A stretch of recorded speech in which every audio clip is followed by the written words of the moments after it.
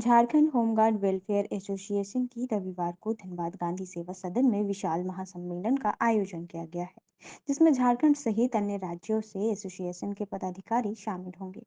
महासम्मेलन में supreme court अधिवक्ता अभयकांत मिश्रा ने बताया कि होमगार्ड जवान पुलिस जवान की तरह ही काम करते हैं, लेकिन होमगार्ड जवानों को उनकी सुविधा नहीं मिलती है।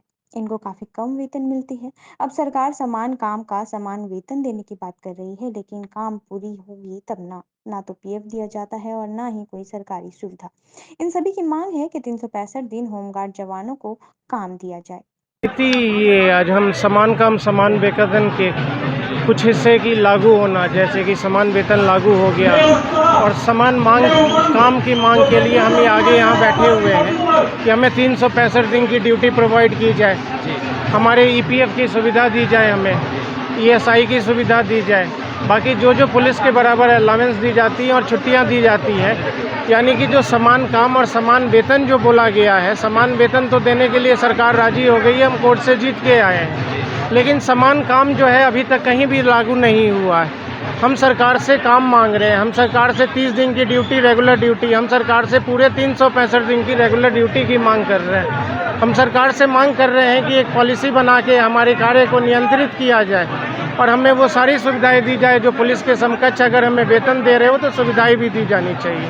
आज एकजुट सर यहाँ पर हुए हैं, आज एकजुट हुए हैं, पहले तो माननीय न्यायालय और माननीय अपने सरकार को धन्यवाद देने के लिए और साथ ही ये आग्रह करने के लिए कि समान काम समान वेतन लागू कर दिया है, बोलने से काम नहीं चलेगा, इसको सही रूप से लागू किया जाए। अगर आप समान वेतन देने को तैयार हो गए हैं तो हमें समान काम भी दिया जाए। हम काम की मांग कर रहे हैं, हम 30 दिन 365 दिन ड्यूटी की मांग कर रहे हैं। सबसे पहले तो झारखंड होमगार्ड वेलफेयर एसोसिएशन के तमाम सदस्य जो इस धरती पर आए हैं, धनबाद की धरती पर, मैं उनका धन्यवाद देता हूं। साथ ही वरिष्ठ पदाधिकारी तमाम हमारे प्रदेश से आए, उनका भी धन्यवाद देता हूं। सर्वोच्च न्यायालय के हमारे अधिवक्ता महोदय एवं तमाम पदाधिकारी गणों का स्वागत करता हूँ। अभी इस राज्य के लिए तो सबसे बड़ी खुशी की बात है कि समान काम समान वेतन तो मिल गए, लेकिन ड्यूटी जब तक नियमित नहीं होगी तब तक ये हमारी लड़ाई जारी रहेगी। उसको लेकर भी आज हम लोग शंखनाद करेंगे।